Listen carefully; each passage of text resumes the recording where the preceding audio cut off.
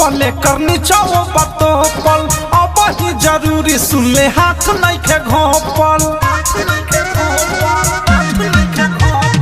ऊपर बातो पले करनी चाहो बातो पल अब ही जरूरी सुन ले हाथ नहीं के घोपल कवनो कहे होने कवनो कहे हे ने बा कवनो कहे होने कवनो कहे ने बा तो लोकेशन चालू कर ये कर ढोरी के नेबा तो लोकेशन चालू कर ये कर ढोरी के नेबा तो लोकेशन चालू कर ये कर ढोरी के नेबा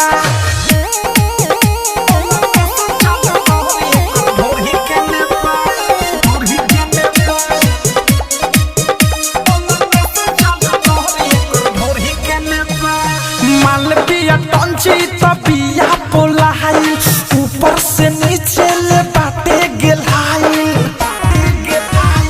मालविया टंची तबिया पोलाई ऊपर से नीचे ले बाटे गेलाई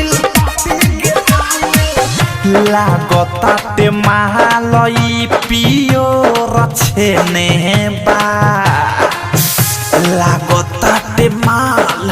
ई पियो रछेने बा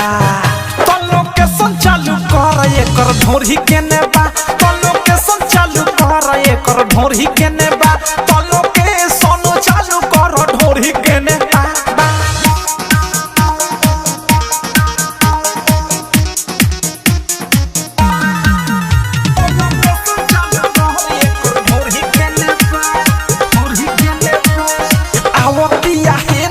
साध निशाना लहंगा में बाटे एकरा कुछ देखा जाना अवधि से राइटर थारू साध निशाना अनुराग मिसाइल बाटे कुछ देखा जाना रसदार चीज देख आइल एने बा रसदार चीज देख आइल एने बा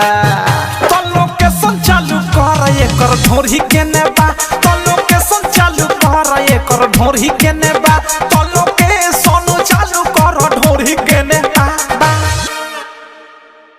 आरसीएम म्यूजिक न्यू ऐप अभी डाउनलोड कीजिए हमारे गूगल प्ले स्टोर से और पाए भोजपुरी लोकगीतों का एक से बढ़कर एक ऑडियो वीडियो सॉन्ग बिल्कुल मुफ्त।